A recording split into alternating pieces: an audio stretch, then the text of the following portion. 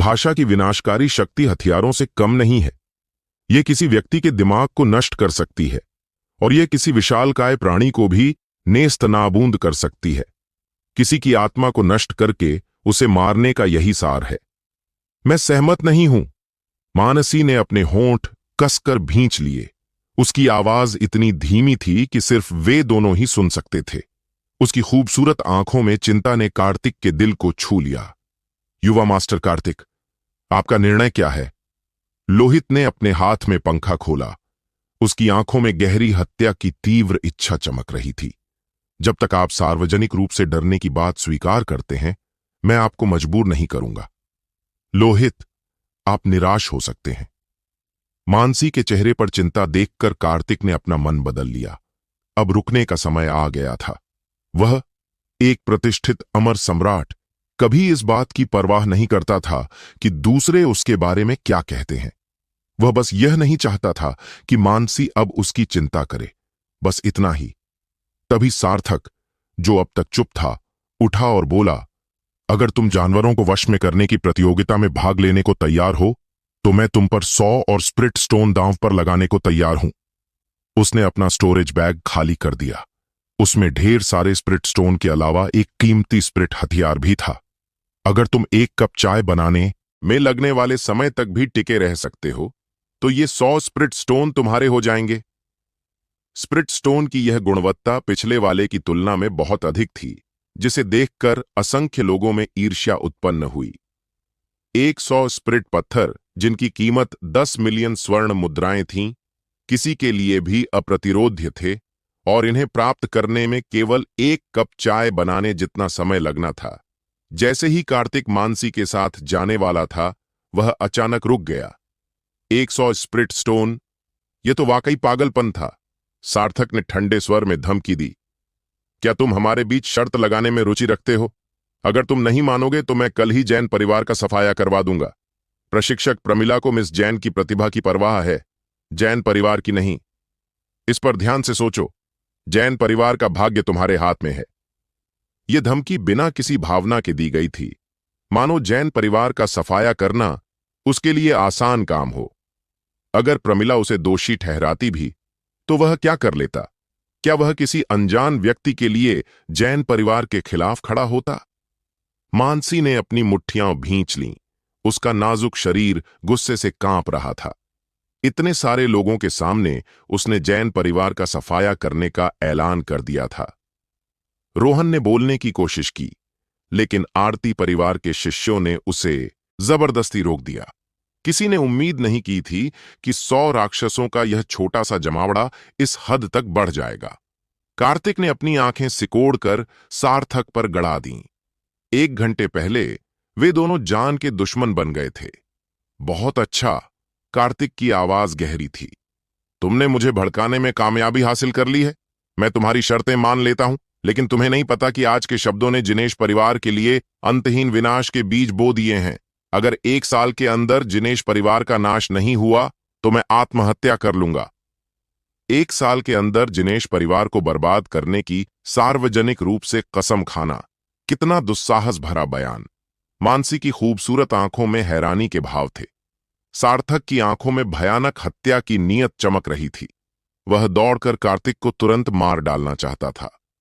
कोई और जो उससे इस तरह बात करने की हिम्मत करता, वो पहले ही लाश बन चुका होता। लेकिन मानसी प्रमिला की शिष्या थी, इसलिए उसे उसके प्रति विचारशील होना पड़ा। कार्तिक की कसम पर किसी ने यकीन नहीं किया। उन्होंने इसे मजाक समझा। जिनेश परिवार को खुलेआम भड़काना मौत को दावत देना था। कार्तिक उसे पीछे छोड़ते हुए अखाड़े की ओर चल पड़ा। मानसी ने अपने आंसू रोक लिए। वह सिर्फ जैन परिवार की रक्षा के लिए सार्थक से लड़ने के लिए राजी हुआ था। भाई सार्थक, निश्चिंत रहो, लोहित ने कहा। जैसे ही वह मंच पर कदम रखेगा, मैं यह सुनिश्चित करूंगा कि उसे बिना किसी दफन स्थल के मृत्यु मिले। 10,000 से अधिक आंखें कार्तिक की पीठ पर टिकी थीं जब वह झूलते पुल से कदम दर कदम नीचे उतर रहा था। अकेला। समय जैसे थम सा गया था। कार्तिक में एक ऐसा अद्भुत आभा मंडल था जो मानो स्वर्ग तक पहुंच रहा हो। इस क्षण दर्शकों को एक अजीब सा एहसास हुआ। क्या यही वह प्रसिद्ध निकम्मा था जानवरों की लड़ाई के 3 राउंड के बाद अखाड़ा मांस के टुकड़ों और खून की बदबू से भर गया था। एक आम इंसान इतना डर जाता कि उसके पैर कमजोर पड़ जाते, लेकिन कार्तिक शांति से अखाड़े के बीचों बीच चला गया। सबकी निगाहें उसी पर थीं। उत्साह, उपहास, चीखें। कृपया राक्षसी जानवर को बाहर भेजो। मुखिया के आदेश पर बाड़ खोली गई और जानवरों को काबू करने वाले ने 3 मीटर ऊंचे एक विशालकाय राक्षस को बाहर निकाल दिया। उसकी चाल से भूकंप जैसी गड़गड़ाहट की आवाज आ रही थी। यह है उग्र ज्वाला पृथ्वी विभाजक बाघ। पूरा अखाड़ा उत्साह से गूंज उठा। इतने शक्तिशाली राक्षस का मुकाबला शायद जन्मजात आत्माओं वाले ही कर सकते थे। जैसे ही वह प्रकट हुआ, उसने एक भयानक दहाड़ लगाई जो दम घोंटने वाली थी, जिसके कारण कई निम्न स्तर के मार्शल कलाकारों के 7 छिद्रों से खून बहने लगा। बुजुर्ग व्यक्ति ने मेगाफोन पर घोषणा की, प्रथम श्रेणी 5वें स्तर का राक्षसी जानवर उग्र ज्वाला पृथ्वी विभाजक बाघ। इसकी साधना का स्तर मानव के 5वें या 6ठे स्तर के बराबर है। युवा मास्टर कार्तिक, आपको सावधान रहना चाहिए। यदि वह कोई साधारण व्यक्ति होता तो एक बात होती, लेकिन कार्तिक एक कुख्यात निकम्मा व्यक्ति था और उसकी साधना बकवास मानी जाती थी।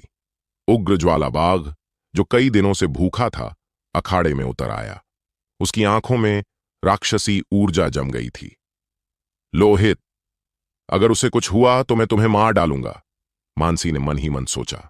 उसे पता था कि कार्तिक के पास जैन परिवार की रक्षा के लिए मंच पर कदम रखने के अलावा कोई विकल्प नहीं था, और यह सब लोहित की साजिश थी।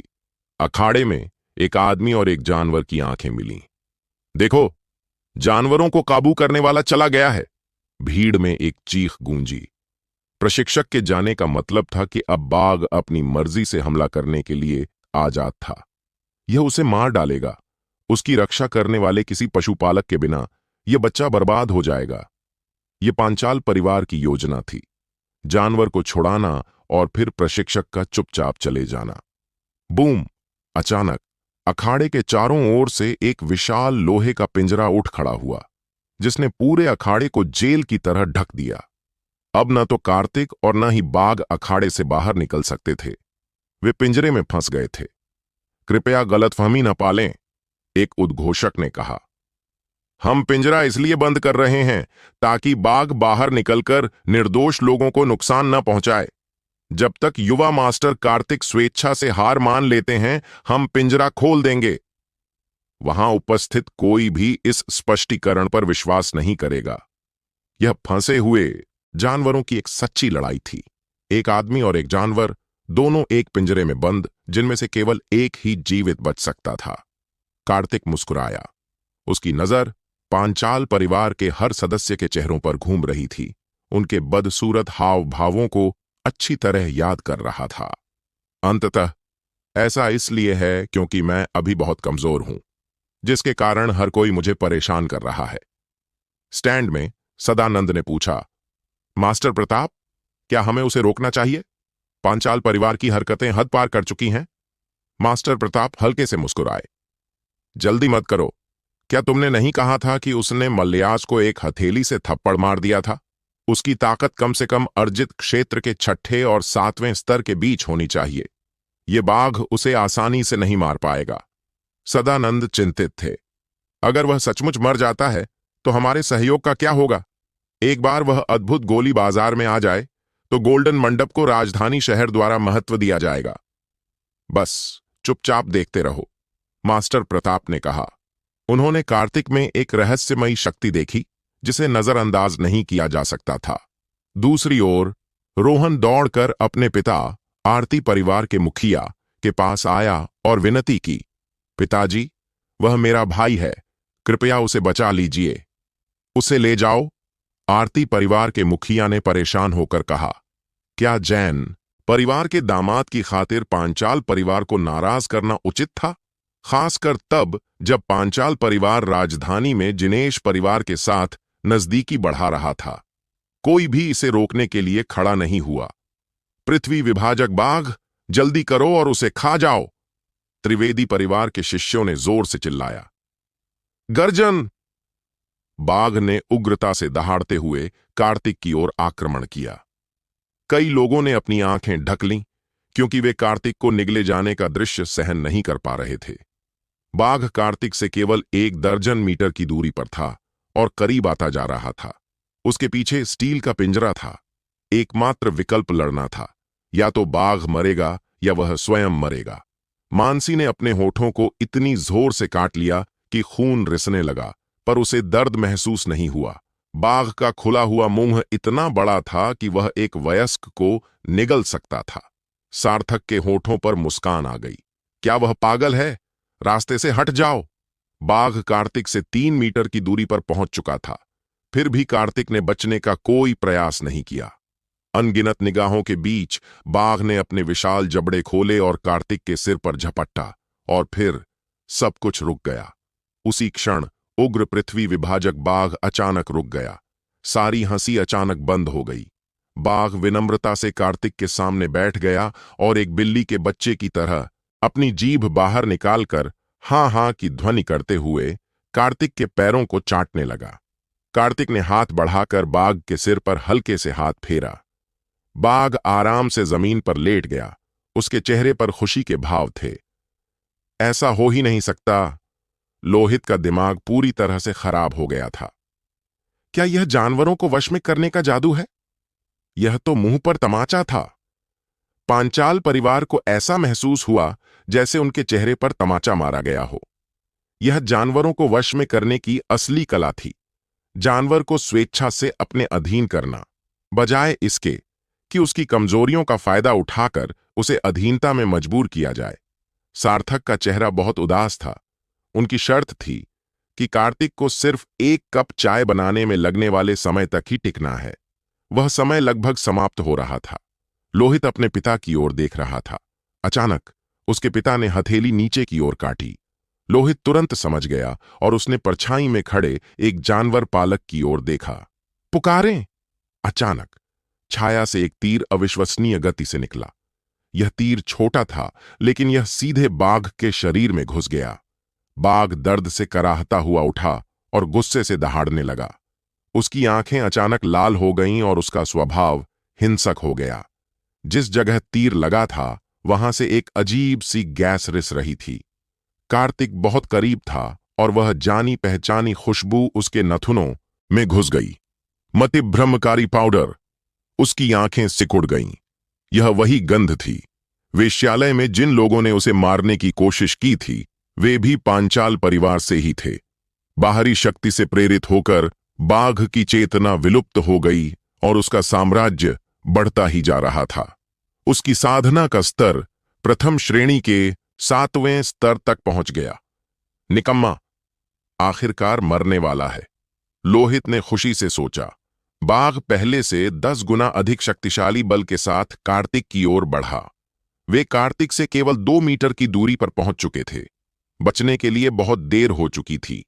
महत्वपूर्ण क्षण में कार्तिक ने अपनी कमर पर फंसे छोटे चाकू के हत्थे पर अपना दाहिना हाथ दबाया। ठंडी रोशनी की एक चमक हवा में दिखाई दी और एक पल में गायब हो गई। उग्र ज्वाला पृथ्वी विभाजक बाघ का शरीर अपनी जगह पर स्थिर रहा, अभी भी गोता लगाने की मुद्रा में, लेकिन गतिहीन। Tick tock, tick tock! Kartik के छोटे चाकू की नोक से खून अखाड़े पर टपकने लगा। क्लैंग! बाघ का विशाल सिर अचानक गिर पड़ा। धड़ाम से लुढ़कता हुआ कार्तिक के पैरों पर आ गिरा। एक ही वार में उसकी गर्दन, जो पानी की बाल्टी जितनी मोटी थी, काट दी गई। अखाड़े में मौत जैसा सन्नाटा छा गया। उन्होंने एक प्रथम श्रेणी 7वें स्तर के राक्षसी जानवर को मार गिराया था। मानसी ने अपने छोटे से हाथ से अपना मुंह ढक लिया। उसकी आंखें आश्चर्य और खुशी से भरी हुई थीं। लोहित और सार्थक अचानक उठ खड़े हुए। वे पूरी तरह से अचंभित थे। कार्तिक ने अपनी आवाज में बर्फीली ठंडक के साथ कहा, पांचाल परिवार, 1 महीने के भीतर मैं यह सुनिश्चित कर दूंगा कि आप सभी का भाग्य इस बाघ जैसा ही हो। उसने अपनी लंबी तलवार उठाई और वार किया, जिससे उसके सामने रखा लोहे का पिंजरा टुकड़े टुकड़े हो गया। वह अपना सिर ऊंचा करके बाहर निकल गया। तुम कूड़े के टुकड़े हो। तुम आज मैदान से जिंदा नहीं निकल पाओगे। लोकेश ने एक भयावह चाल चली और पांचाल परिवार के कई शिष्य कार्तिक को मारने के इरादे से बाहर निकल पड़े। मरना! जैसे ही कार्तिक अखाड़े से बाहर निकला, उसकी हत्या की नीयत साफ दिखाई दे रही थी। वहां दौड़े हुए 12 लोग ठीक से देख भी नहीं पाते थे कि एक ठंडी रोशनी उनके शरीर में घुस गई और उनके सिर उड़ गए। अर्जित क्षेत्र का 8वां स्तर भी एक ही वार में मारा गया। कचरा कौन है? वह हर कदम पर एक व्यक्ति को मारता था और 12 कदम पीछे छोड़ता था 12 लाशें। हर व्यक्ति को एक ही वार में मार दिया जाता था, एक सामूहिक आह भरी हवा में। जिस कचरे की वे बात कर रहे थे वह मृत्यु के देवता की तरह था। वर्षों तक कार्तिक ने अनगिनत तिरस्कारपूर्ण निगाहों और उपहास को सहन किया था, लेकिन आज हर किसी के चेहरे पर एक जोरदार तमाचा पड़ा। पांचाल परिवार के शिष्यों की लाशों के ऊपर से कदम बढ़ाते हुए वह सीधे स्टैंड की ओर बढ़ा और सार्थक और लोहित के पास गया। अपने हाथ की एक झपट्टा से मेज पर रखे सभी 100 स्पिरिट स्टोन लाल कपड़े में लपेटे गए, एक बंडल में बांधे गए और उसकी पीठ पर लटका दिए गए। तुम कूड़े के टुकड़े! पांचाल परिवार के एक शिष्य को मारने की तुम्हारी हिम्मत कैसे हुई?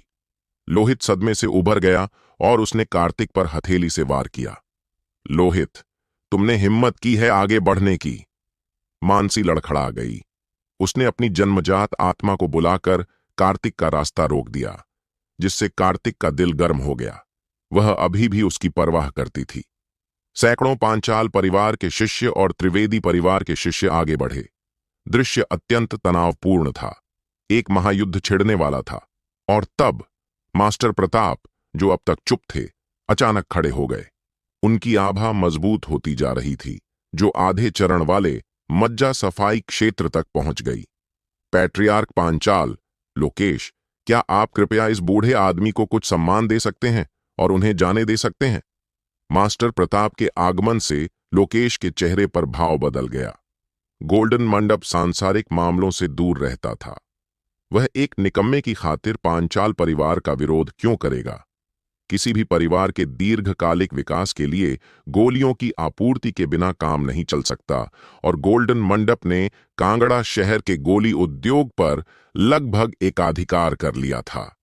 केवल कार्तिक ही सच्चाई जानता था। उसकी मृत्यु का मतलब था कि मास्टर प्रताप भी मर जाएगा। प्रताप को अपनी गंभीर बीमारी के इलाज के लिए कार्तिक की स्वर्गीय आत्मा की गोली के सूत्र की आवश्यकता थी। मास्टर प्रताप, मुझे स्पष्टीकरण दीजिए। लोकेश ने गहरी सांस ली। कार्तिक ने उसके सामने ही 12 शिष्यों को मार डाला था। मास्टरवान, मैं विशेष बातें नहीं बता सकता, प्रताप ने धूर्तता से कहा। 1 महीने तक उसे मत छुओ। 1 महीने के बाद मैं आपके दोनों परिवारों के जीवन या मृत्यु से कोई सरोकार नहीं रखूंगा। प्रताप अपनी चाल चल रहा था। उसकी बीमारी लगभग 1 महीने में ठीक हो जाती। 1 महीने बाद कार्तिक के जीवन मरण की उसे कोई परवाह नहीं थी।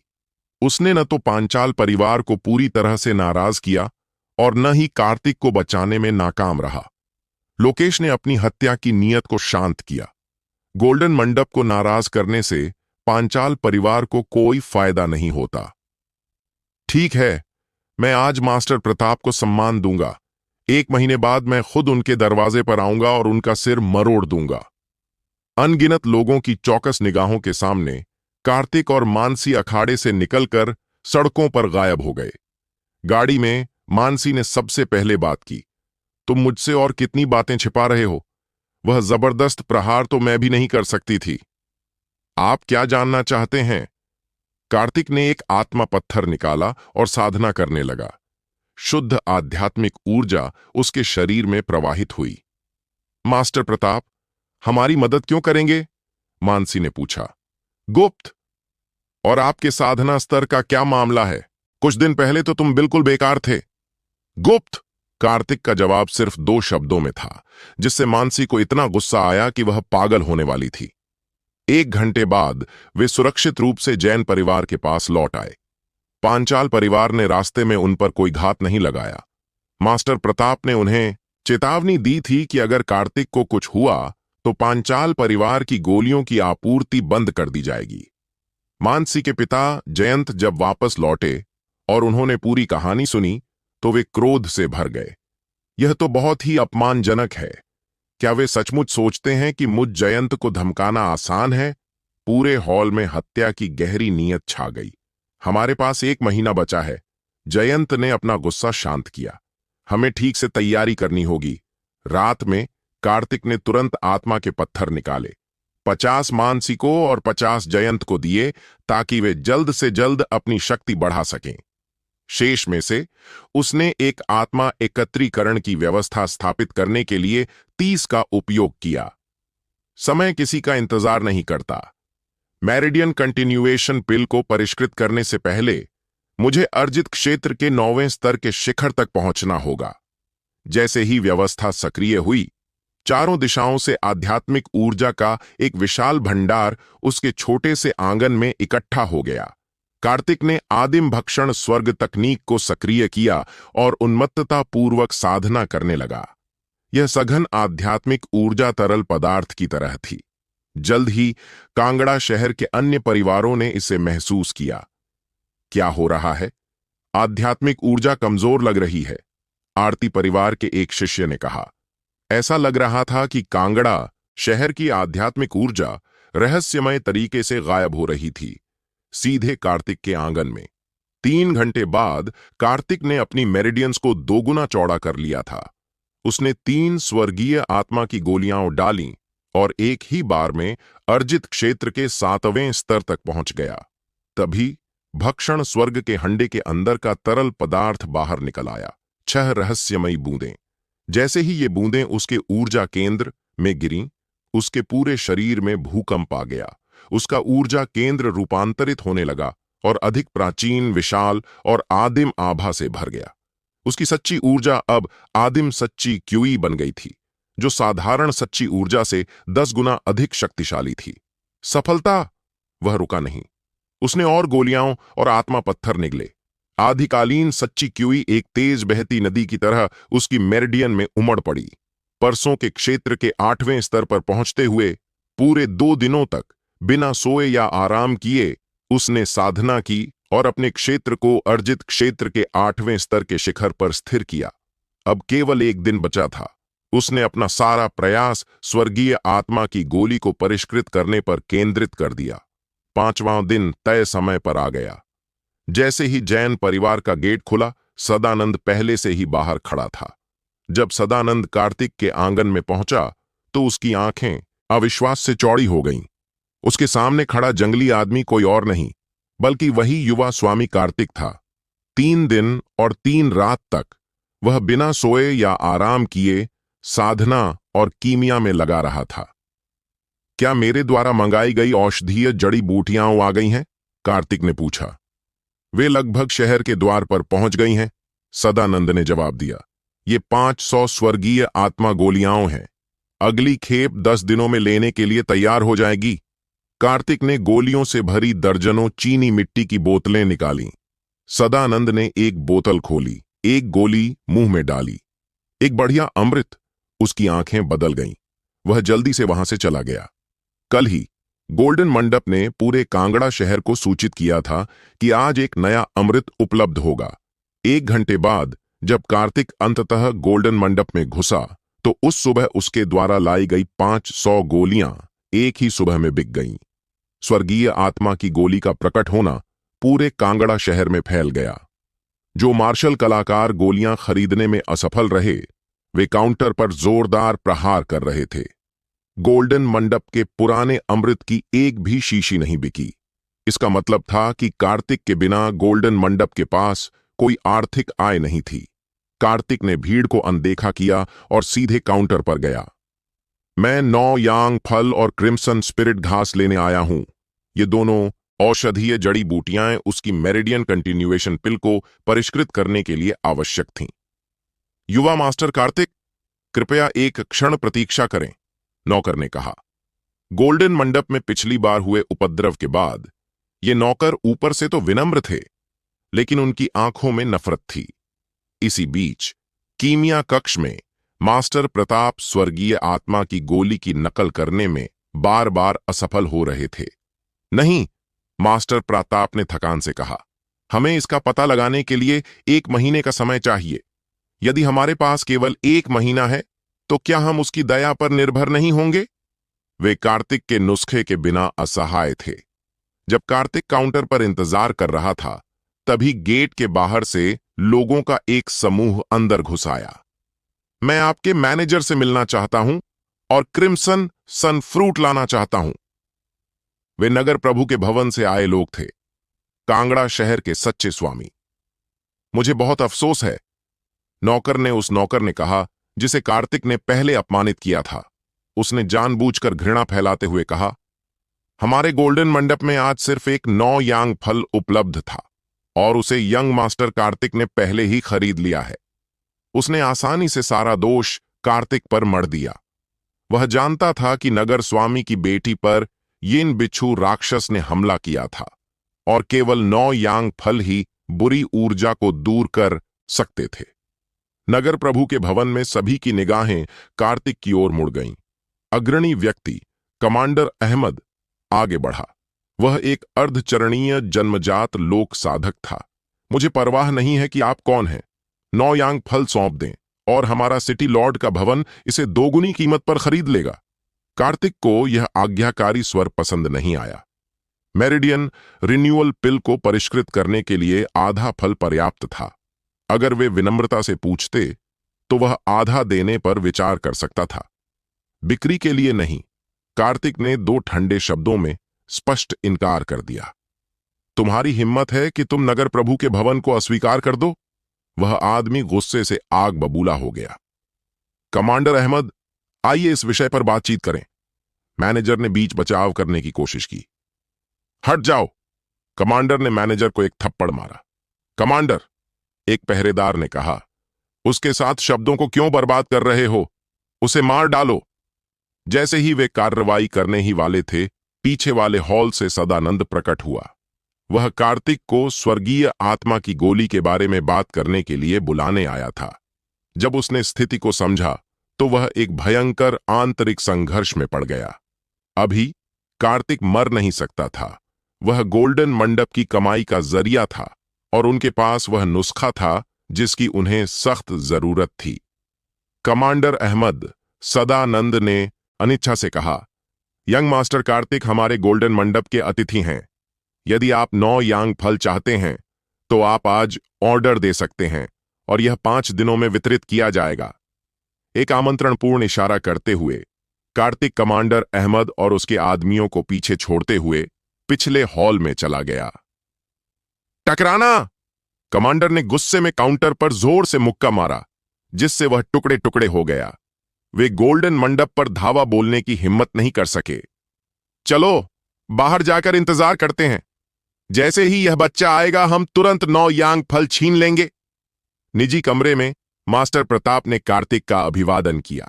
युवा मास्टर कार्तिक, 500 स्वर्गीय आत्मा गोलियां कुल 10 लाख स्वर्ण मुद्राओं में बिकी। ये 5 लाख आपकी हैं। कार्तिक ने 500,000 स्वर्ण मुद्राएं स्वीकार कर लीं और फिर प्रताप की बीमारी का इलाज करने के लिए चांदी की सुई निकाली। उपचार के बाद सदानंद ने कहा, युवा गुरु कार्तिक, क्या आपूर्ति कुछ दिन पहले बढ़ाई जा सकती है? वह स्पष्ट रूप से कीमिया तकनीक मांग रहा था। 8 दिन, कार्तिक ने कहा। मैं एक साथ 1000 उपलब्ध करा दूंगा। सदानंद के स्वर में धमकी आ गई। जब तक यंग मास्टर कार्तिक हमारे पिल ट्रेजर पैवेलियन को कीमिया तकनीकें पहले ही सौंप देते हैं, मैं आपके लिए सिटी लॉर्ड्स मेंशन के काम संभाल लूंगा। आप क्या कहते हैं? जबरदस्ती और रिश्वतखोरी। कार्तिक समझ गया कि गोल्डन मंडप अविश्वसनीय था। आपकी दयालुता के लिए धन्यवाद, डीकन सदानंद। मैं नगरपाल के भवन का काम खुद संभाल लूंगा।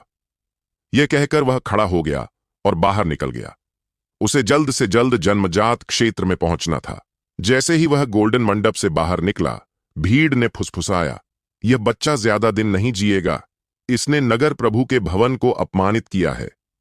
गोल्डन मंडप से जैन परिवार के पास लौटते हुए वह एक सुनसान इलाके से गुजरा। जैसे ही उसने उस इलाके में कदम रखा, 1 दर्जन से ज्यादा लोग परछाई से निकल आए। कमांडर अहमद और उसके पहरेदारों ने उसे घेर लिया। 9 यांग फल मुझे सौंप दो और मैं तुम्हें शीघ्र मृत्यु दे सकता हूं। तुम कूड़े के टुकड़े हो। दाईं ओर के एक गार्ड ने, जो अर्जित क्षेत्र के 7वें स्तर पर था, कार्तिक के चेहरे पर थप्पड़ मारने के लिए अविश्वसनीय गति से हमला किया। हट जाओ! इससे पहले कि वह कार्तिक के पास पहुंच पाता, एक रहस्यमयी बड़ा पैर अचानक प्रकट हुआ और उसे लात मार दी। वह टूटी हुई डोर वाली पतंग की तरह मलबे के ढेर में जा गिरा। कार्तिक ने उसे मारा नहीं। इस समय नगर प्रभु के भवन से दुश्मनी मोल लेना उचित नहीं था। तुम मौत को बुला रहे हो? बाकी 9 पहरेदार गुस्से से चेहरे बिगाड़ते हुए अपने हथियार लहराए और कार्तिक पर वार करना शुरू कर दिया। कार्तिक का दाहिना हाथ खंजर पर दबा और अचानक एक सुंदर चाप बना। हवा में खून के फव्वारे छूटे। 9 पहरेदार अचानक वहीं जम गए। उनकी गर्दन पर एक साथ ठंडक महसूस हुई। उन्होंने हाथ बढ़ाकर अपनी गर्दनें छुईं तो पाया कि उनकी हथेलियां खून से सनी हुई थीं। यह तो बस एक सबक है, कार्तिक ने कहा। अगर तुमने दोबारा मुझ पर हाथ उठाने की हिम्मत की तो मैं तुम्हारी गर्दनें काट दूंगा। एक ही वार से 9 लोगों पर एक साथ वार हुआ और उनकी गर्दन पर एक पतला सा घाव हो गया। यह अद्भुत नियंत्रण का प्रदर्शन था। कमांडर अहमद की आंखें सिकुड़ गईं। अफवाहें हैं कि जैन परिवार का दामाद निकम्मा है, लेकिन आज मुझे सच पता चल गया। उसके मन में हत्या की तीव्र इच्छा जाग उठी। अपनी कलाई के एक झटके से उसका नरम चाबुक हवा में सीटी बजाता हुआ सीधे कार्तिक के चेहरे पर गया।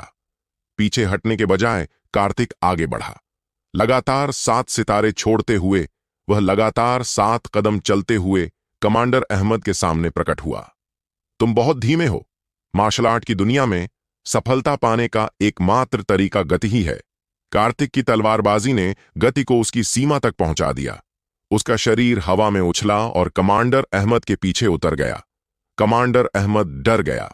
युद्ध कौशल के लिहाज से उसके 10 लोग मिलकर भी कार्तिक की एक उंगली के बराबर नहीं होंगे। दुश्मन की ओर पीठ करने का मतलब था कि उसने पूरी तरह से पहल खो दी थी। वह एक घातक प्रहार से बचने की कोशिश में आगे झुक गया। अगर कार्तिक उसे मारना चाहता तो वह पहले ही लाश बन चुका होता। छोटी तलवार जोर से नीचे गिरी। कमांडर अहमद को अपनी पीठ में ठंडक महसूस हुई। उसे लगा जैसे उसका शरीर 2 टुकड़ों में बट गया हो। वह धड़ाम से घुटनों के बल गिर पड़ा। काफी देर इंतजार करने के बाद उसने महसूस किया कि वह अभी भी होश में है। उसने अपनी पीठ को छुआ। उसके कपड़े फटे हुए थे और चिकनी त्वचा दिखाई दे रही थी। वह संघर्ष करते हुए अपने पैरों पर खड़ा हुआ और पीछे देखा। कार्तिक पहले ही जा चुका था। आखिरी वार तलवार की शक्ति से हुआ था, जिससे केवल उसके कपड़े फटे थे और उसे यह भ्रम हुआ कि उसका शरीर 2 टुकड़ों में बंट गया है। कार्तिक जैन परिवार आ गया जब वो मुख्य हॉल से गुजर रहा था। कई नौकर डर से कांपते हुए सहम गए। पिछले कुछ दिनों में नौकर कार्तिक के साथ बहुत विनम्र रहे थे, लेकिन आज वे सब अजीब व्यवहार कर रहे थे, चुपचाप और जल्दी जल्दी चल रहे थे। युवा स्वामी, स्वामी ने आपको तुरंत मुख्य हॉल में बुलाया है। बटलर दौड़ता हुआ आया। उसने कई बार कार्तिक को खोजा, पर वह उसे नहीं मिला। वह मुख्य हॉल की ओर प्रबंधक के पीछे पीछे गया और जैसे ही उसने अंदर कदम रखा, कई जोड़ी आंखें उस पर टिक गईं। उनमें से एक, जो तीर की तरह चुभ रही थी, बेइंतहा आक्रामक थी। तुरंत ही एक जबरदस्त आभा उस पर छा गई जो उसे दबाने की कोशिश कर रही थी। ये सीधे उसकी आत्मा पर हमला था। एक साधारण व्यक्ति अपनी आत्मा के इस दमन से भयभीत हो जाता, लेकिन कार्तिक शांत और संयमित रहा। आत्मिक शक्ति का उपयोग उससे बेहतर भला कौन समझता था। नमस्कार ससुर जी। मुख्य हॉल में प्रवेश करने पर 3 आकृतियां दिखाई दीं। जयंत, उसके ससुर, मानसी और एक मध्यम आयु वर्ग की सुंदर महिला। उस महिला की आंखों से एक तीखी, शत्रुतापूर्ण निगाह निकली। कार्तिक पूरी तरह से हक्का बक्का रह गया। उसे जरा भी नहीं लगा कि वह उसे जानता है। वे पहले कभी मिले ही नहीं थे। वह अचानक इतनी तीखी दुश्मनी क्यों दिखा रही थी? कार्तिक, तुम आ गए। जल्दी से सीनियर प्रमिला का अभिवादन करो। जयंत ने आदरपूर्वक कहा और कार्तिक से आग्रह किया कि वह आगे आकर उनका सम्मान करे, ताकि सीनियर की उपेक्षा न हो। बाइलिकिंग, कार्तिक ने भौहें चढ़ाईं। मानसी की गुरु, जो इंपीरियल अकादमी की उपडीन थीं, कहा जाता था कि वे बहुत कठोर और निर्दयी हैं। आज उन्हें देखकर उसे यह बात सच लगी। कोई जरूरत नहीं, प्रमिला ने ठंडेपन से कहा। तुम्हें यहां सिर्फ एक बात बताने के लिए बुलाया गया है। मानसी के साथ तुम्हारी सगाई टूट गई है। मैं ठीक समय पर पहुंच गई।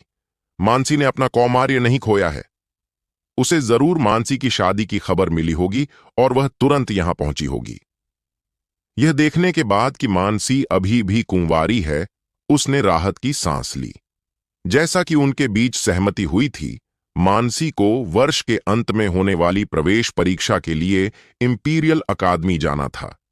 इसलिए प्रमिला के पास जल्दी पहुंचने के अलावा कोई विकल्प नहीं था। सीनियर प्रमिला, यह अनुचित है। जयंत जल्दी से आगे बढ़ा। उसने यह शादी तय की थी। दोनों परिवार इस बात पर सहमत हुए थे कि 18 साल की उम्र होने पर उनकी शादी हो सकती है।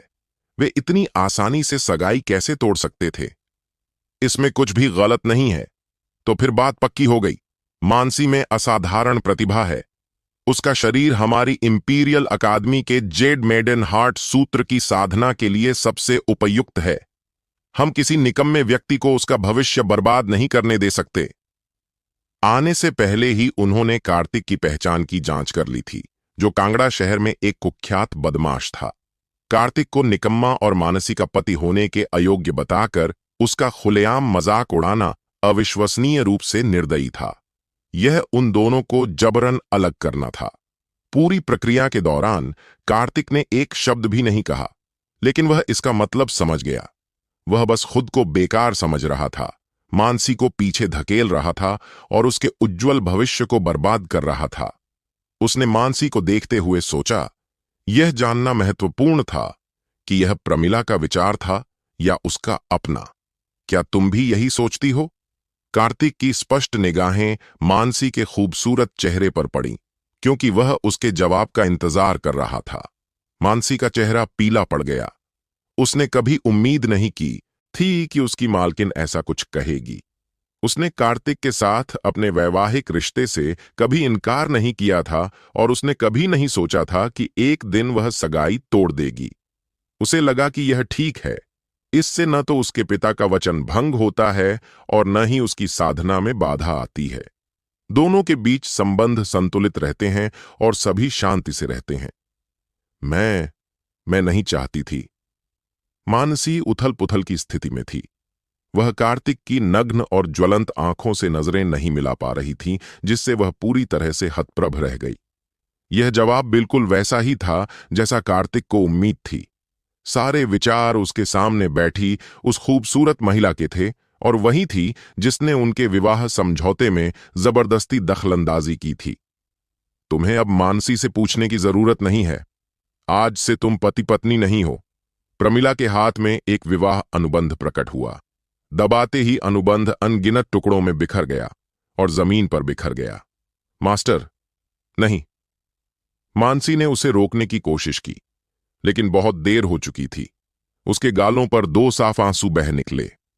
कार्तिक ने अपनी मुट्ठियां भींच लीं, अपनी भावनाओं पर काबू पाने की कोशिश कर रहा था।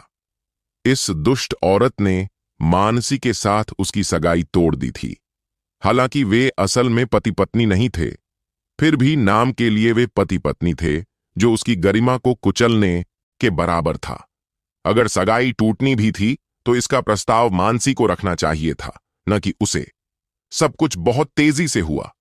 जयंत इसे रोकना चाहता था, लेकिन बहुत देर हो चुकी थी। प्रमिला मज्जा शुद्धि क्षेत्र के शिखर पर थी। उसकी शक्तिशाली आभा पूरे हॉल में फैल गई और कार्तिक हवा में उड़ गया। तुम नीच चुड़ैल!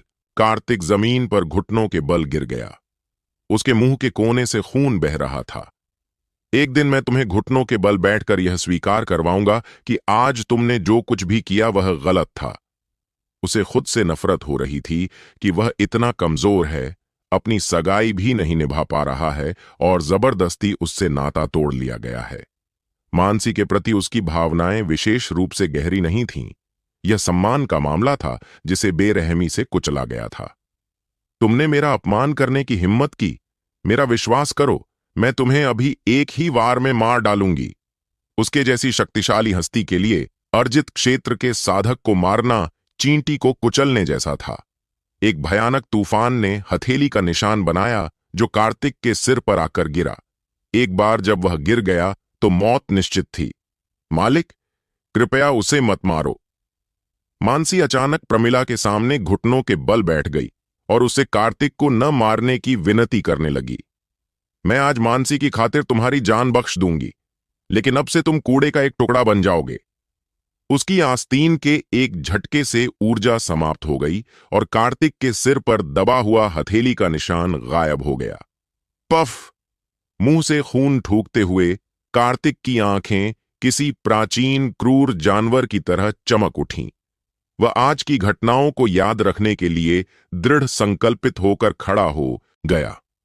सीनियर प्रमिला, क्या यह बहुत ज्यादा नहीं हो रहा है? जयंत अब और नहीं देख सकता था। मानसी उसकी बेटी थी और उसके दिल में कार्तिक को लंबे समय से अपना बेटा माना जाता था। एक पिता होने के नाते वह इस बात से बहुत दुखी था कि हालात इतने बिगड़ गए थे। ज्यादा? प्रमिला ने व्यंग्य किया। क्या तुम सचमुच अपनी बेटी को पूरी जिंदगी एक निकम्मे के साथ बिताते देखना चाहते हो? उसने उसका मजाक उड़ाया, यहां तक कि मानसी के पिता के प्रति भी कोई सम्मान नहीं दिखाया। यह प्रमिला थी जिसे शाही अकादमी की महिला राक्षस के रूप में जाना जाता था। आप मानसी की मालकिन हैं और मुझे आपका सम्मान करना चाहिए, लेकिन उनकी सगाई जबरदस्ती तोड़ना बहुत बड़ी बात है। बच्चों के मामले खुद ही सुलझने चाहिए, हमारे दखल से नहीं।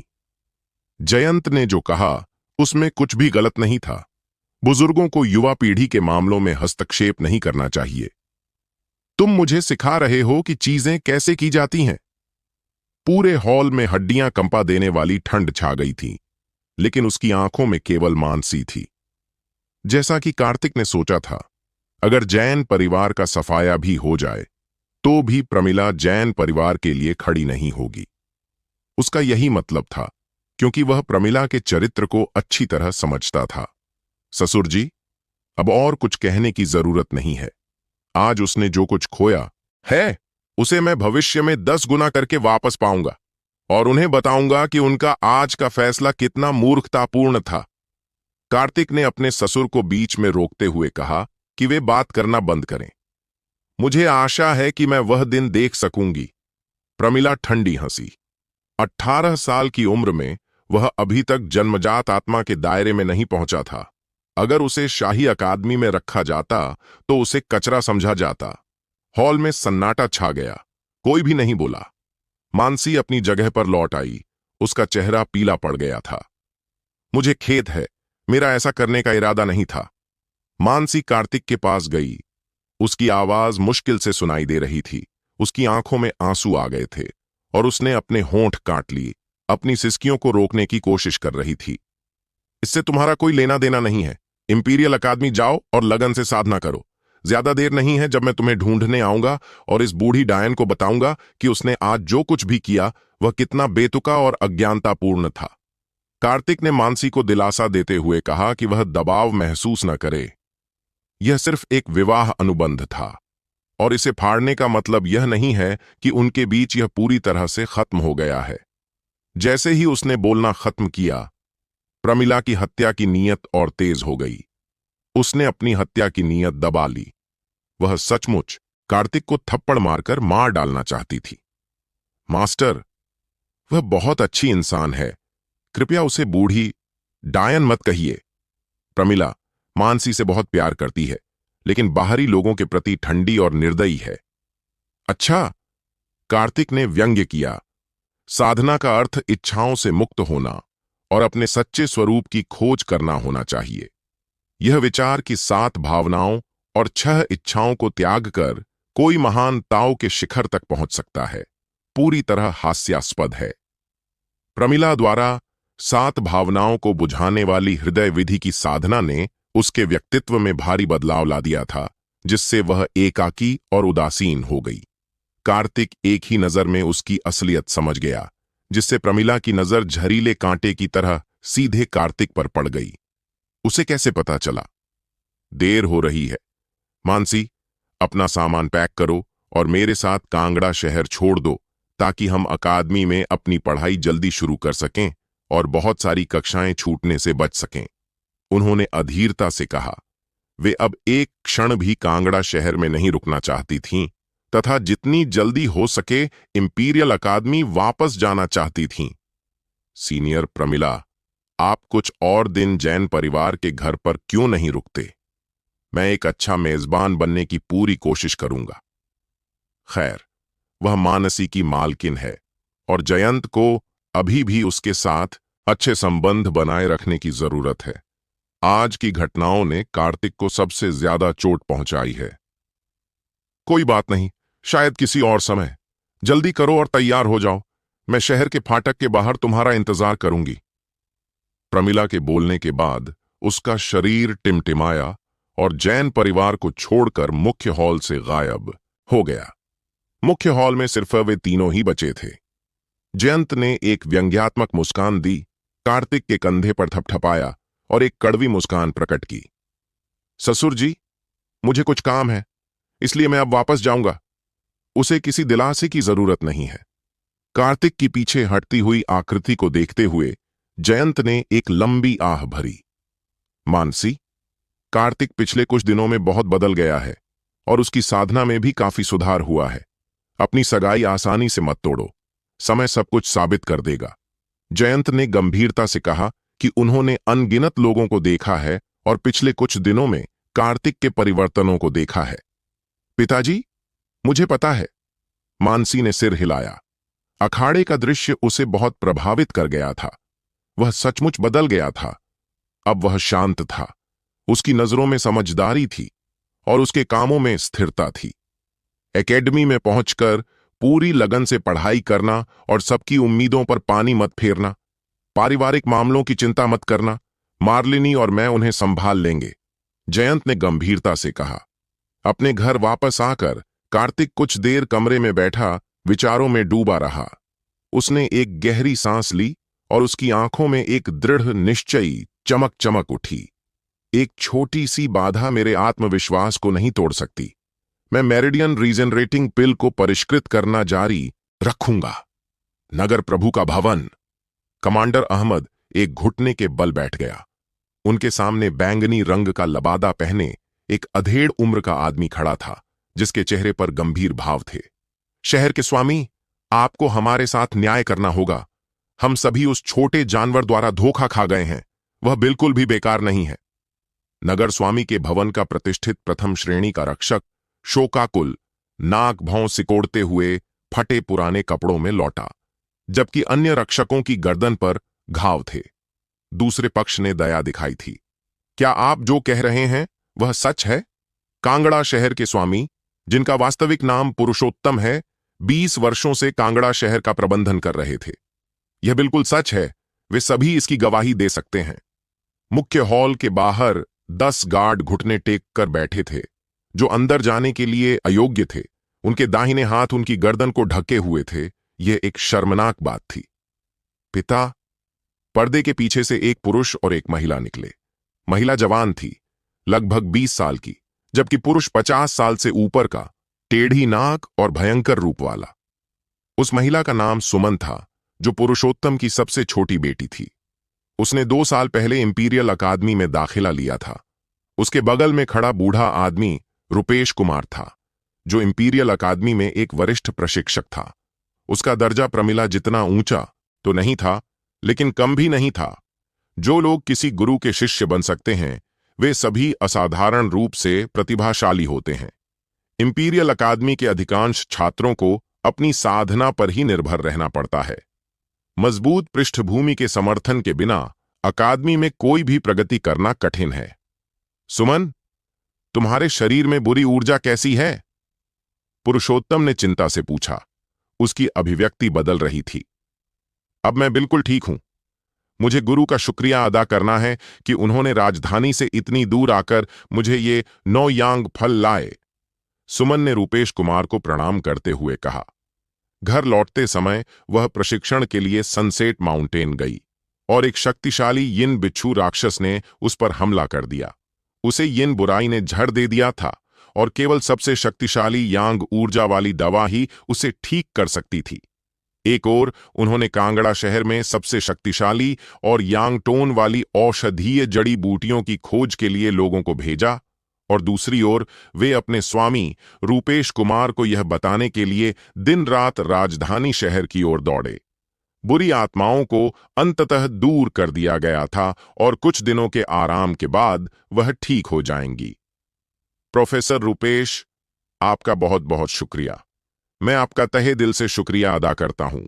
मैं आज रात प्रोफेसर रूपेश के स्वागत में एक भव्य भोज का आयोजन करूंगा। पुरुषोत्तम ने झट से झुककर प्रणाम किया। कांगड़ा शहर के स्वामी के रूप में वह मज्जा सफाई क्षेत्र के केवल पहले स्तर पर थे, जो अभी भी इंपीरियल अकादमी के प्रशिक्षकों से नीच था।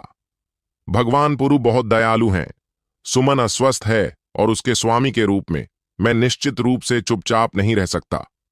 सम्मान पाकर रूपेश कुमार बहुत खुश हुए। वह अपनी दाढ़ी सहला रहे थे, बिल्कुल एक साधु जैसे लग रहे थे। पिताजी, मुझे निकम्मा कहने का आपका क्या मतलब था? सुमन का जन्म ही आकर्षक रूप रंग और फिनिक्स जैसी आंखों के साथ हुआ था। वह ज्यादा बदसूरत तो नहीं थी, लेकिन उसके गालों की हड्डियां पतली थीं और उसके होंठ पतले चाकू जैसे थे, जिससे वह एक तीखी जुबान वाली और मतलबी इंसान लगती थी। कमांडर अहमद ने जल्दी से घुटनों के बल बैठकर दिन भर में हुई सारी बातें बताईं। सुमन की आंखों में आश्चर्य के भाव थे। वह जैन परिवार के दामाद की प्रतिष्ठा से अच्छी तरह वाकिफ थी और यह देखकर हैरान थी कि लौटने के बाद पिछले 2 सालों में वह कितना बदल गया था। प्रभु नगर स्वामी, हमारे नगर स्वामी के भवन को ऐसा नुकसान कब हुआ है? यदि जैन परिवार नष्ट नहीं हुआ तो नगर स्वामी का भवन अपनी प्रतिष्ठा कैसे बनाए रख सकता है? कमांडर अहमद ने कहानी को और बढ़ा चढ़ाकर बताया कि कार्तिक ने नगर प्रभु के भवन का अपमान किया था, जो पूरी तरह से मनगढ़ंत था। उसने दावा किया कि वह अपने परिवार का बदला लेने के लिए किसी भी हद तक जा सकता है। जैन परिवार? उसने सुना है कि प्रमिला भी कांगड़ा शहर आई है, जाहिर तौर पर जैन परिवार की एक महिला के लिए। रूपेश कुमार ने अचानक हस्तक्षेप किया। वह प्रमिला के साथ राजधानी शहर से निकला और रास्ते में दोनों की संक्षिप्त मुलाकात हुई। यह सही है, यह जैन परिवार है। मुझे अभी खबर मिली है कि जैन परिवार की बेटी प्रमिला के साथ कांगड़ा शहर छोड़कर समय से पहले ही साधना करने के लिए इंपीरियल अकादमी में प्रवेश कर गई है। पुरुषोत्तम आसानी से बता सकता था कि कमांडर अहमद ने स्थिति को बढ़ा चढ़ाकर बताया था और 9 यांग फल खरीदने में असफल होना अंततः सिटी लॉर्ड के भवन को अपमानित करने से उपजा था। पिताजी, अब आपकी क्या योजना है? क्या आप इस मामले को ऐसे ही जाने देंगे? सुमन का चेहरा ठंडा पड़ गया। सौभाग्य से उसके स्वामी समय पर पहुंच गए और उसकी जान बचा ली। जैन परिवार के इस दामाद ने वास्तव में उसके जीवन मरण की परवाह न करते हुए 9 यांग फल देने से इनकार कर दिया, जिससे वह कुछ नाराज हो गई। छोड़ भी दो, पुरुषोत्तम ने ठंडी हंसी हंसते हुए कहा। इतने सालों में किसी ने भी पुरुषोत्तम के मुंह पर थप्पड़ मारने की हिम्मत नहीं की थी। यह पहली बार था, तो वह इतनी आसानी से कैसे जाने दे सकता था? तो फिर हमें क्या करना चाहिए? जैन परिवार की लड़की इंपीरियल अकादमी में प्रवेश कर चुकी है और उसकी देखभाल प्रमिला कर रही है। उसके परिवार को मारना अनुचित लगता है। सुमन के होठों पर जानलेवा इरादे की झलक उभर आई। नगर स्वामी के भवन की स्थिति को कोई हिला नहीं सकता था, क्योंकि यह अकादमी में उसकी उपस्थिति से संबंधित था। केवल एक मजबूत पारिवारिक पृष्ठभूमि के साथ ही अकादमी का मूल्यांकन किया जा सकता था। 3 दिन पहले इस निकम्मे ने अखाड़े में पांचाल और त्रिवेदी परिवारों को नाराज कर दिया था। जैन परिवार को 1 महीने में कांगड़ा शहर से निकाल दिया जाएगा। हमें कुछ कहने की जरूरत नहीं है। पांचाल परिवार ने जैन परिवार का पक्ष लिया है, इसलिए उनके लिए कार्रवाई करना ही सबसे उचित है। ये संदेश पहले ही शहर के स्वामी के भवन तक पहुंच चुके थे और उन्होंने अपना गंदा काम करने के लिए किसी और को नियुक्त करने की योजना बनाई। प्रमिला एक महिला राक्षस है, अप्रत्याशित और मनमौजी। कौन जाने वो जैन परिवार की खातिर अपना गुस्सा दूसरों पर निकालेगी या नहीं। सबसे अच्छा तरीका यह है कि आप बैठकर दोनों पक्षों को लड़ते हुए देखें। सभी ने सिर हिलाया और रूपेश कुमार भी पुरुषोत्तम के सुझाव से सहमत हो गया। बेहतर होगा कि प्रमिला से बचा जाए, क्योंकि यह चुड़ैल बहुत भयानक थी और उसकी राक्षसी प्रतिष्ठा पूरे महान पथ राजवंश में फैल चुकी थी। जैन परिवार विला। कार्तिक ने कीमिया भट्टी को गौर से देखा। यह जीवन में एक बार मिलने वाला अवसर था जिसे वह खोना नहीं चाहता था। उसे अपनी कीमियागिरी कौशल पर पूरा भरोसा था, लेकिन इस समय वह थोड़ा घबराया हुआ था और असफलता से डर रहा था। पांचाल परिवार का अथक दबाव, त्रिवेदी परिवार की जबरदस्ती, सुनहरा मंडप की धमकियां और प्रलोभन, और नगर प्रभु का भवन, ये सब उसके सिर पर तलवार की तरह लटक रहे थे। एक बाहरी व्यक्ति ने उसके सामने ही उसकी सगाई को तोड़ दिया, और कई वार किए, लेकिन कोई भी उसे तोड़ नहीं सका। रसायन की आग भयंकर रूप से भड़क उठी और उसकी हथेली से आदिकालीन अराजकता की एक समृद्ध आभा निकली, जिसने लपटों को नियंत्रित करते हुए संपूर्ण रसायन की भट्ठी को घेर लिया। 9 यांग फल और क्रिम्सन स्प्रिट घास पूरी तरह से घुल चुके हैं। बाकी सामग्री कुछ दिन पहले ही सफलतापूर्वक शुद्ध कर ली गई थी। अब हमें बस इन 2 औषधीय जड़ी बूटियों का इंतजार है। सेकंड दर सेकंड समय बीतता गया। कार्तिक पसीने से लथपथ हो गया और उसे पहुंचने से पहले ही उसने अचानक दोनों हाथों से भट्टी का ढक्कन उठा दिया। भयंकर लपटें भट्टी में घुस गईं। यह अंतिम चरण था, ढलाई। सामान्य कीमिया में कीमिया की आग को भट्टी में प्रवेश करने देना अत्यंत जोखिम भरा होता है। वह केवल अर्जित क्षेत्र में था और ग्रेड 3 की गोली को परिष्कृत नहीं कर सकता था, इसलिए वह केवल जोखिम उठा सकता था और प्रयास कर सकता था। पूरे आंगन में अमृत की एक गहरी खुशबू फैल गई। 2 क्रिस्टल क्लियर गोलियां आग की लपटों के बीच से गुजर रही थीं और हर बार शुद्धिकरण के साथ उनकी प्रभावशीलता बढ़ती जा रही थी, क्योंकि अशुद्धियां लगातार दूर होती जा रही थीं। हाथों की मुद्रा बनाकर बड़ी संख्या में आध्यात्मिक ऋण अमृत में प्रवेश कर गए। इन आध्यात्मिक ऋणों का उपयोग न केवल अमृत में, बल्कि हथियारों और ताबीजों के अंकन में भी किया जा सकता था। आत्मा के पैटर्न उकेरने के बाद अमृत में अत्यंत प्रबल आध्यात्मिकता आ गई और वह तेजी से घूमने लगा। गोली ले लो। लपटें अचानक गायब हो गईं और भट्टी तेजी से ठंडी हो गई। सच्ची क्यूई का इस्तेमाल करके उसे ढक लिया गया और 2 क्यूई पुनः पूर्ति गोलियां हथेली पर गिर गईं। यह एक सफलता है। इस समय कार्तिक की आंखें थोड़ी नम थीं। जब उसका हृदय मेरिडियन फिर से जुड़ गया, तभी वह और काम कर सका और अपनी साधना में तेजी ला सका। गोलियों को अपने कमरे में वापस ले जाने के बाद उसे मेरिडियन कंटिन्यूएशन पिल की मदद से इनेट दायरे में प्रवेश करने के लिए कुछ समय के लिए एकांत में जाने की आवश्यकता थी। जैन परिवार का मुख्य हॉल। प्रणीत हथियार लेकर अंदर आया। उसका चेहरा उत्साह से चमक रहा था।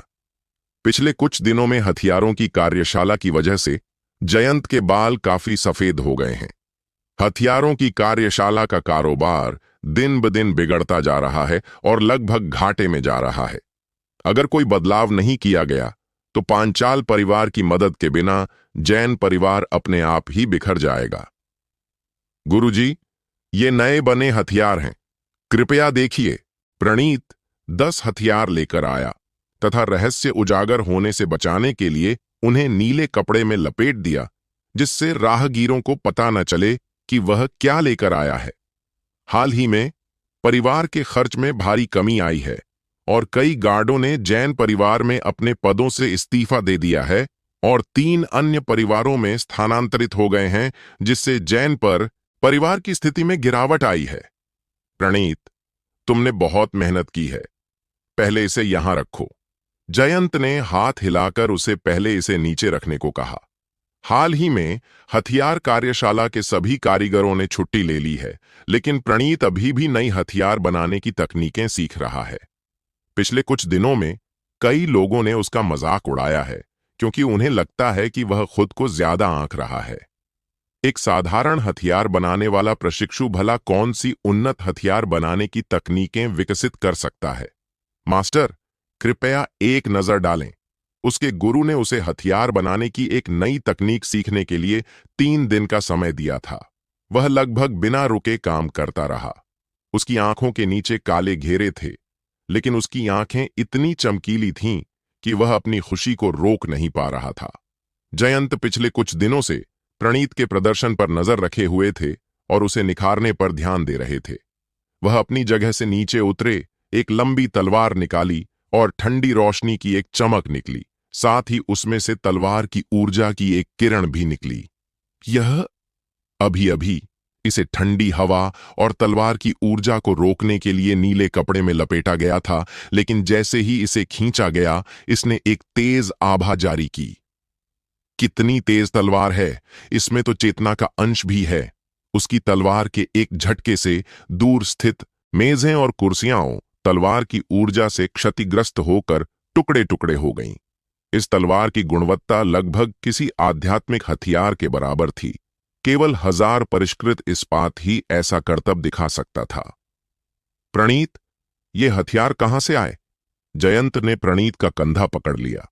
जैन परिवार इतना उच्च स्तरीय हथियार बनाना तो दूर की बात है, और उन्हें यकीन भी नहीं होता कि प्रणीत ने इसे बनाया है। मैंने पिछले 3 दिनों में इसे परिष्कृत किया है। प्रणीत एक सीधा सादा और ईमानदार आदमी था। उसने अपना सिर खुजलाया, जो किसी चिड़िया के घोंसले जैसा लग रहा था। उसने 3 दिन से नहाया नहीं था और हल्की सी बदबू आ रही थी, लेकिन जयंत को जरा भी फर्क नहीं पड़ा। क्या? इस बार चौंकने की बारी जयंत की थी। उसने अपने हथियार शोधन कौशल के बल पर कांगड़ा शहर में अपनी जगह बना ली थी, लेकिन प्रणीत के हथियार शोधन कौशल उसकी समझ से भी परे थे, सामान्य हथियार शोधन तकनीकों से कहीं ज्यादा। प्रणीत, क्या आपने इन हथियारों पर स्वयं शोध और विकास किया है? जयंत ने उत्साह से प्रणीत का कंधा पकड़ते हुए पूछा। नहीं, ऐसा नहीं है। किसी ने मुझे सिखाया था और कहा था कि 3 दिन के अंदर इसमें महारत हासिल कर लो। प्रणीत थोड़ा घबराया हुआ था। यह पहली बार था जब वह परिवार के मुखिया के इतने करीब था। वह हथियार बनाने का एक साधारण प्रशिक्षु था, जिसे यह पद सिर्फ इसलिए मिला था क्योंकि उसके पिता जैन परिवार के लिए काम करते थे और हर महीने थोड़े से सोने के सिक्के कमाते थे। जल्दी बताओ, तुम्हें हथियार बनाने की कला किसने सिखाई? मैं व्यक्तिगत रूप से उसका धन्यवाद करना चाहता हूं। हमें इस व्यक्ति को ढूंढना होगा और इस हथियार शोधन तकनीक को हासिल करना होगा। जैन परिवार जरूर तेजी से तरक्की करेगा और ढेर सारे सोने के सिक्के कमाएगा, जिससे वे संसाधन खरीद पाएंगे और कुलीन रक्षकों को प्रशिक्षित कर पाएंगे। तभी उन्हें पांचाल और त्रिवेदी परिवारों के दबाव का सामना करने का मौका मिलेगा। उसने मुझसे कहा कि मैं किसी और को न बताऊं। प्रणीत थोड़ा हकला रहा था। उसके शिक्षक ने उसे मना किया था कि जो हुआ है उसे किसी को न बताए। क्या वह कांगड़ा शहर में है? जयंत थोड़ा हैरान हुआ। कौन चुपके से जैन परिवार की मदद कर रहा होगा? हां, यह हमारे जैन परिवार में है। अगर और कुछ नहीं है तो मैं अभी वापस चलता हूं।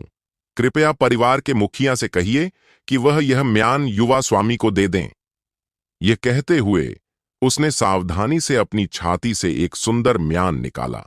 इस डर से कि कहीं कोई बात छूट न जाए, प्रणीत जल्दी से मुड़ा और चला गया।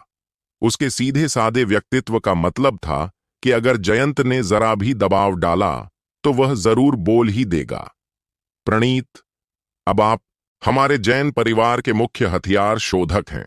बस मुझे बताइए कि आपको क्या चाहिए और मैं आपके साथ सहयोग करने की पूरी कोशिश करूंगा। जैन परिवार का हथियार शोधन कक्ष अब से आप पर निर्भर करेगा। जयंत ने निर्णायक रूप से कार्य किया। उसकी आंखों में समझ की चमक चमक रही थी, मानो उसने कुछ अनुमान लगाया था, लेकिन अभी तक निश्चित नहीं था। प्रणीत ने जैन परिवार को खुशी खुशी छोड़ दिया। जैसे जैसे आदेश पारित होते गए, प्रणीत के पिता को जैन परिवार के प्रमुख प्रशिक्षक के रूप में पदोन्नत किया गया और हथियार शिल्प तकनीक सीखने के लिए प्रणीत द्वारा विश्वसनीय लोगों का चयन और व्यवस्था की गई। केवल एक दिन में यह खबर पूरे कांगड़ा शहर में फैल गई कि जैन परिवार ने आध्यात्मिक ऊर्जा युक्त एक हथियार विकसित किया है। अभी बुक करें। विभिन्न मार्शल आर्ट स्कूलों और छोटे परिवारों से ऑर्डर बर्फ के टुकड़ों की तरह आने लगे और 5 हथियार कार्यशालाएं लोगों से खचाखच भरी हुई थीं। ये खबर आसपास के कई शहरों में फैल गई। हॉल में कई आध्यात्मिक हथियार लटके हुए थे जो बिक्री के लिए नहीं थे, जिससे अनगिनत लोग रुककर उन्हें देखने के लिए आकर्षित हुए। पांचों हथियार कार्यशालाएं पूरी क्षमता से चल रही थीं और प्रणीत ने दिन रात हथियार बनाने में अपना सारा कौशल लगा दिया। जैन परिवार ने और भी ज्यादा हथियार बनाए। उनकी ख्याति पूरे कांगड़ा शहर में फैल गई और धीरे धीरे पूरे महान पथ राजवंश में फैलने लगी। त्रिवेदी परिवार परिवार के मुखिया महेश त्रिवेदी का चेहरा बेहद उदास था। त्रिवेदी परिवार ने जैन परिवार के प्रमुख हथियार शोधक को लुभाने के लिए बहुत सारा पैसा खर्च किया था और हथियारों की पहली खेप अभी पूरी तरह से लॉन्च भी नहीं हुई थी। अब जैन परिवार के आध्यात्मिक हथियारों के प्रकट होने के साथ त्रिवेदी परिवार का व्यवसाय उस मुकाम पर पहुंच गया था जहां किसी की भी उनमें रुचि नहीं थी। सबसे डरावनी बात यह है कि जैन परिवार के हथियारों की गुणवत्ता में सुधार हुआ है, जबकि कीमत वही है। यह वाकई डरावना है। ऐसी ही स्थिति में कौन बेहतर गुणवत्ता वाली चीज नहीं चुनेगा? त्रिवेदी परिवार के हथियार जूते पहनने लायक भी नहीं है। प्रतिस्पर्धा की बात तो दूर की बात है, उन्होंने अपनी पत्नी और सेना दोनों खो दी। धत तेरी की! महेश त्रिवेदी ने क्रोध में दांत पीसते हुए अपने हाथ में पकड़ा हुआ कप जमीन पर पटक दिया। मास्टर, हमें क्या करना चाहिए? बहुत से लोग अपने ऑर्डर रद्द करने आ रहे हैं, अपनी जमा राशि भी नहीं चाहते और अपने अनुबंध फाड़ रहे हैं। त्रिवेदी परिवार पूरी तरह से अस्त व्यस्त था।